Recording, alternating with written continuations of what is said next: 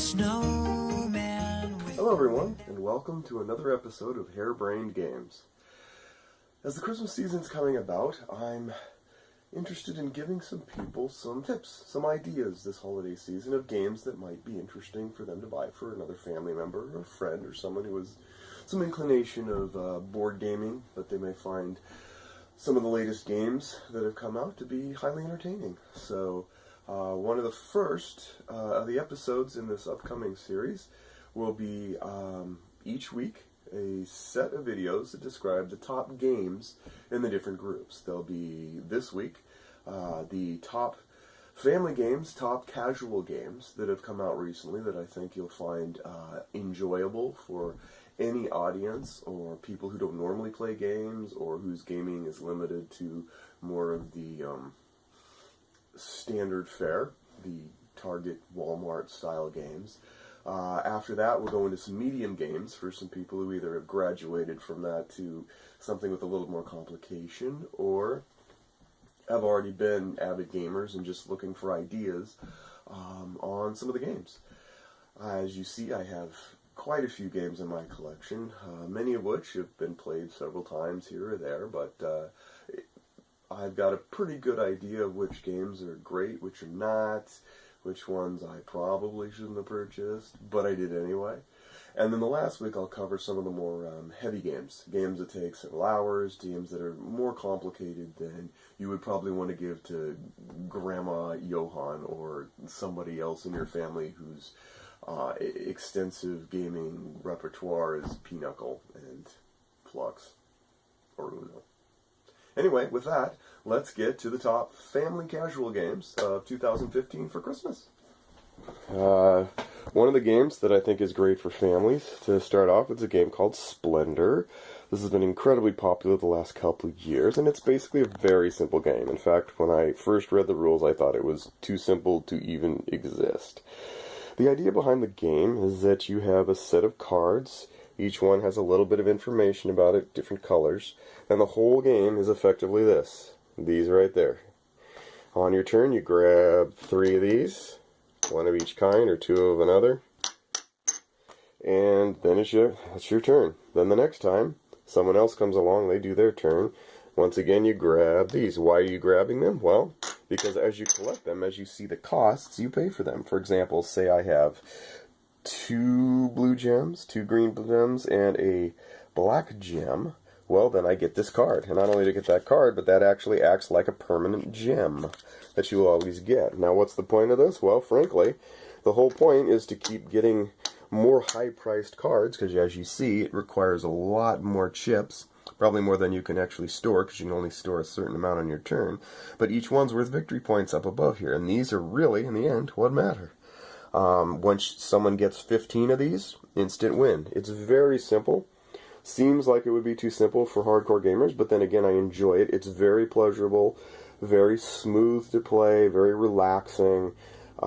Definitely something that anybody could learn because of the simplicity of the turns. You could literally say, look, Grandma Johan, or Grandpa Jack, or you there sleeping on the couch, grab a few chips and give it a start. And I think you'll find that kids of any age, kids, adults, and elderly, you name it, they could find a way to enjoy the game and not have to be encumbered by a lot of rules.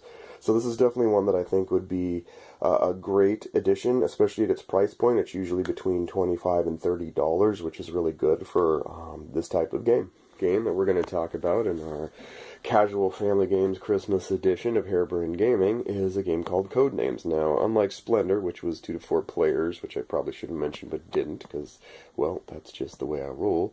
Codenames is actually for a larger group. It's more of a party game, but it's not a haphazard, apples-to-apples, crazy, zany game per se, although it could become so. But it is more of a game that gamers that like to think will find compelling and interesting. And here's how it works. Basically, there's a blue team and there's a red team. Any number of blue players can be over there. Any number of red players can be over there. Now, the key is that each of these two, blue and red teams, have one operative that sits on this side of the table. This side, not that side. And the value is, here you have a set of 25 words in a 5x5 grid. This is the powerful part. The operatives, and only the operatives, have the grid that shows them which words their team is supposed to guess on this 5x5 matrix. Now, obviously, the red team wants only to guess the red word, their team to only guess the red words, and the blue team only wants to guess the blue words. Now, here's the trick. On each turn, the operative gets to say one word only, and a number. And that number is the amount of words that it hopes its team will match in order to be able to reveal it. Now, they only want to actually have their team guess the blue words, because if they guess the red words, well, the other team gets credit. And if you guess the black word, ouch, that's an instant loss. You got the double crosser on your hands there. So basically, as a standard game term, say it's blue's turn, and blue says, let me look at this grid. I want to guess famous 2, okay? Well, famous, a millionaire could be famous. Hollywood could be famous. You know, there really isn't much beyond that, but yeah, and that does give it quandary, because it's 2. Was it millionaire? That's bad. That belongs to the red team. Is it Hollywood? That's good. That belongs to them. And that's basically the way that the game goes. Once one team or the other guesses all of the words in their color without getting the double-crossing assassin, they win that round.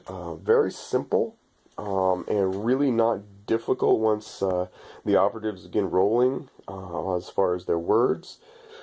But at the same time, tons and tons of variety. There's a huge pack of words, and each time you play, there's going to be a different configuration. And so your one word needs to have any number of matching sets, and it won't always be the same 25. So this is a game that can be easily played by anybody in large groups, or anywhere from 4 players up to any number, frankly, however you want to divide the teams. So highly recommend it.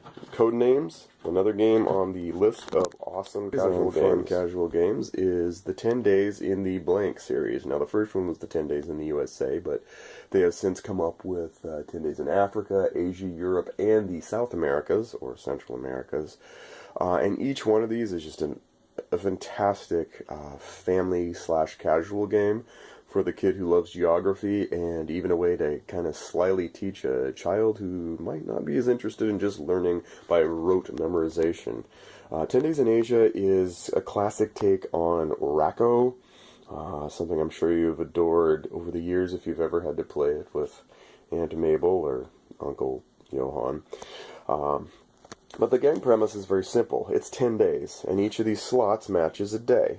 At the start of the game, you fill this up with random cards, because you're going to have to organize it. Now, you have to basically go from state to state to state and find ways to organize it. Each turn, you grab a tile, swap a tile, take a tile.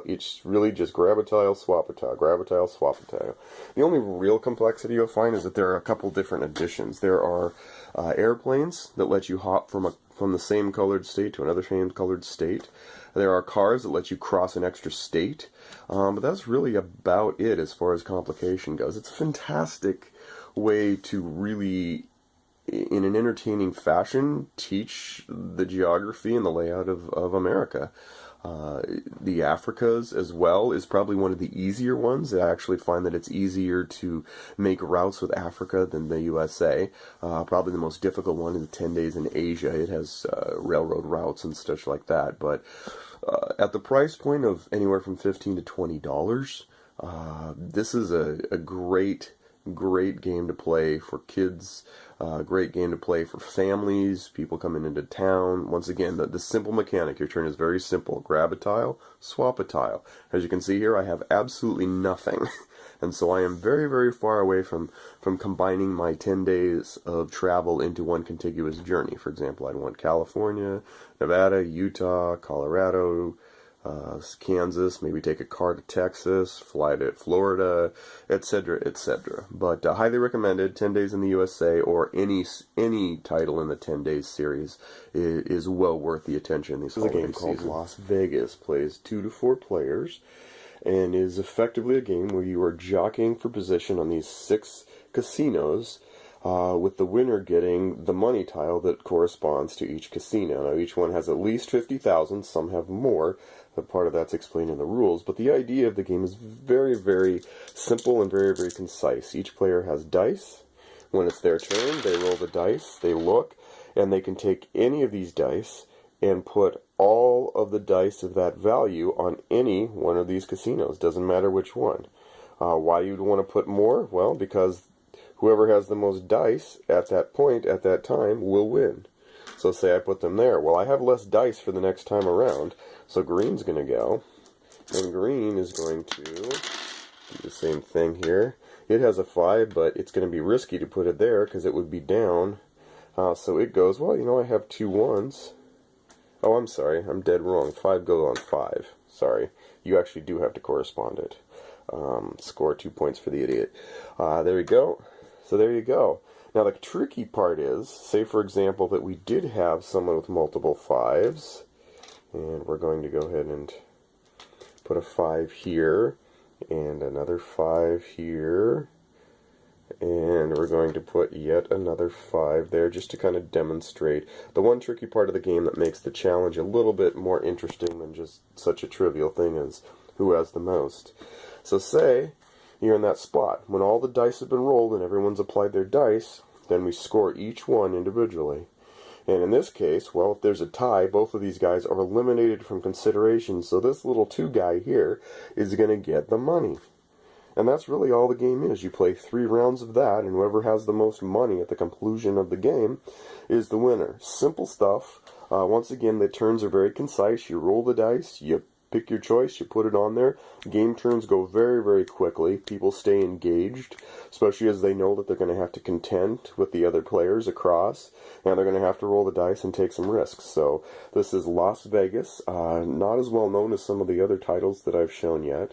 About $30 to $35 online, and you know, definitely worth looking into if you like a quick, fun, solid game that's got a little bit of risk to it. What game about Las Vegas wouldn't? And it's quite rewarding. Is a game called Word on the Street. Now, unlike the other games, this is a game that can be found in local stores like Target, Fred Meyer. In general, I don't find too many games there that appeal to me as a pretty avid board gamer, but this is kind of a diamond in the roughage, and one that frankly is like Codenames, a good group game for families of unusual size. And you know, just to give you a little breakdown of it, the game is also very simple. You'll notice that in all of these, one of the things that makes the game really simple for people to get into are clear, concise, quick turns. In each game, it's a matter of I have 1, maybe 2 decisions to make. I make the decisions, and it helps further the progress of the game for me or my team. In this game, the game is very easy. Here's all the letters, middle of the street, nothing fancy there. Timer rolls, a card is turned over, and it's up to this team of 2 to gazillion players to figure out a word along the path that matches it and that it's valid. If so, they then move those tiles towards their side of the street. Now, when they're done, the other team has a chance, and they could move the tiles back. It's a tug of war. It's an alphabetical, literal tug of war. For spelling aficionados and people who want to hang out behind them and try and have a fun game. So as an example, say we're going to take this, we're going to flip it over, and it's a way to make money. Now we're going to keep it clean, because I can think of a few ways and letters that we're not going to mention here, but let's just go with Grand Larceny. That's 2 words, not 1. We need to find a 1-word choice of a way to make money. Let's go with seamstress. Let's just do that. So S, no E, A, M, S. See, you get to do that again. T, R, E, S, S. we win that letter. And capturing the letters is the important thing. You capture a certain number of letters, you win the game. Of course, on the other team, you could flip it over and say, hey, what's something that comes in a bunch? Aardvarks? No, probably not. But bananas. So B-A-N-A-N-A-S.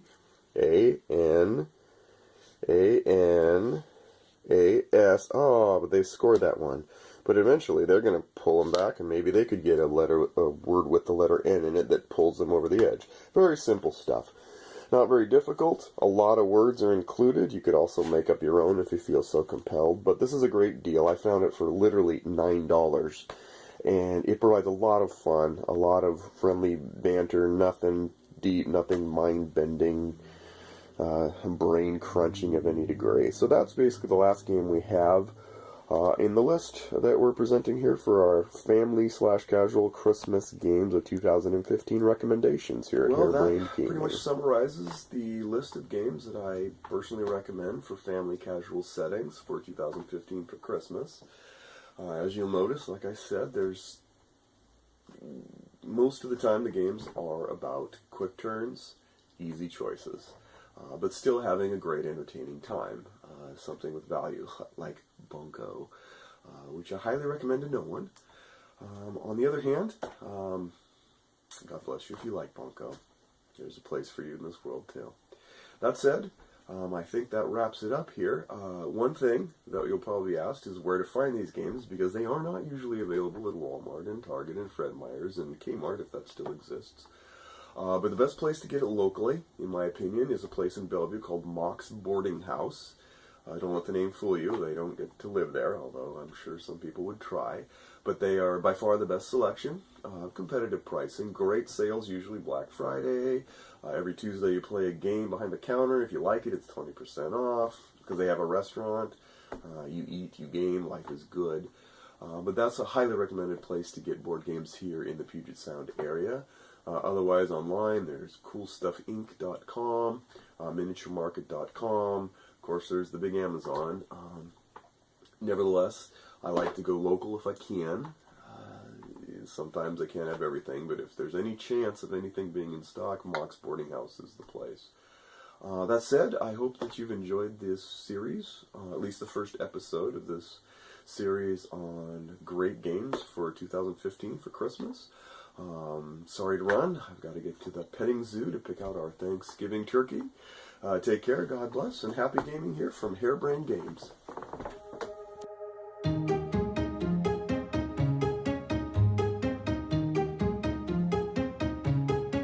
Build a snowman with the wind at his back. Got the day planned and presents to wrap. Fight the wind chill with all of my friends.